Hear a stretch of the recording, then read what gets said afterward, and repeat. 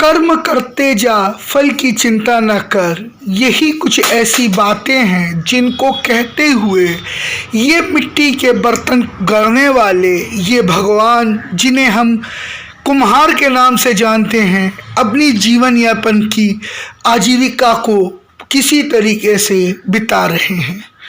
Lockdown के चलते इनके बनाए हुए बर्तन, मिट्टी के दिए और सुराहियाँ नहीं बिक रही हैं, लेकिन अपने चाक की तरह इसे ये भी अपनी ज़िंदगी का पहिया घुमाए जा रहे हैं कि इस आसरे में कभी तो मेरा दिन बदलेगा, कभी तो इस सुराही की तरह हमें भी कोई सहारा देगा और हमारी ज़िंदगी को सजाएगा, संवारेगा। जी हाँ, ये हालात हैं प्रयागराज के कुम्हारों की, जिनके पास रोज़गार नहीं है और न उनके पास अब इतना पैसा बचा है कि वो अपनी ज़िंदगी और अपने परिवार दोनों को आगे चला सके।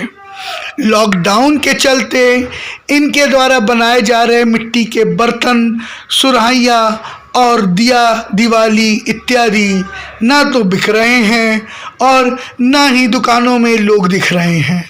जो दुकानदार इनसे सामान लेके भी जा रहे हैं वो पूर्ण रूप से उधार लेके जा रहे हैं और ये उनको मजबूर हैं उधार देने के लिए, क्योंकि दुकानदार का भी कहना है कि हम अगर आगे नहीं बेचेंगे तो कैसे काम चलेगा।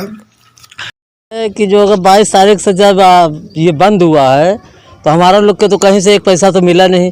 जो 1000, 2000, 4000 जो रखे थे वही खा रहे हैं और माल भी नहीं बिक पा रहा। जब दुकान खुलेगी तभी तो जाए, और दुकान जब खुलने के बावजूद में तो दुकानदार जब बेचेगा तभी तो लेगा हमसे।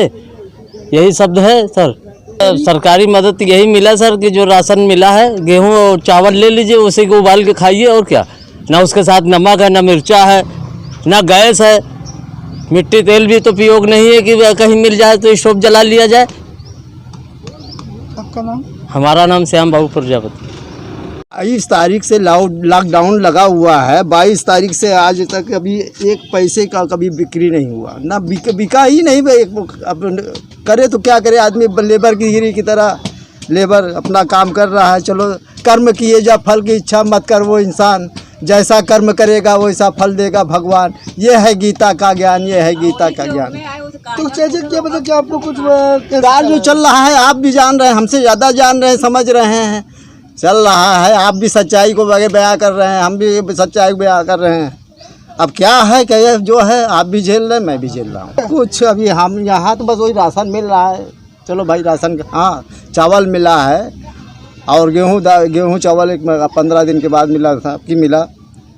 आपका नाम चाचा? राम बाबू प्रजापति, आलोक विभाग। धूप में सूखते हुए ये सुराहियाँ अपनी दास्तां बयान कर रही है कि हम भी ज़िंदगी हैं और ये ज़िंदगी का एक सच्चाई है कि कैसे इस धूप में सूखते हुए और इन बर्तनों का रूप लेकर जब बाज़ार में आ रहे हैं तो इन लोगों के पास वो आमदनी नहीं है कि अपने आप को जीवित रह सके।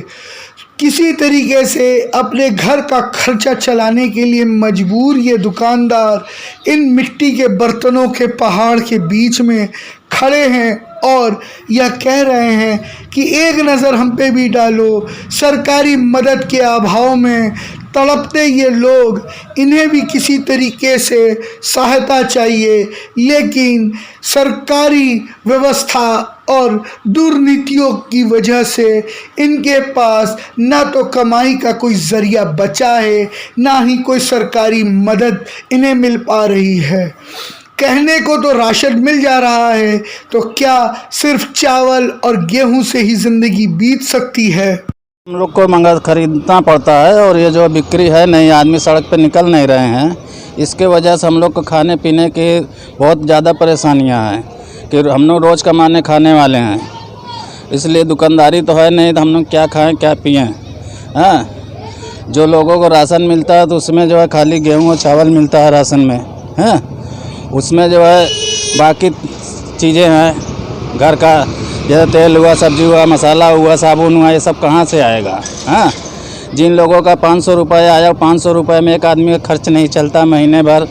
हाँ, पूरे परिवार का खर्च कहाँ आदमी से चलेगा? जिनका आता, हमारा लोग का तो आया ही नहीं है।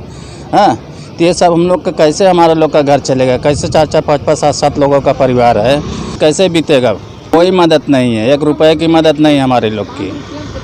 आपका नाम? मेरा नाम राजू है, उसे राजेंद्र कुमार नाम है।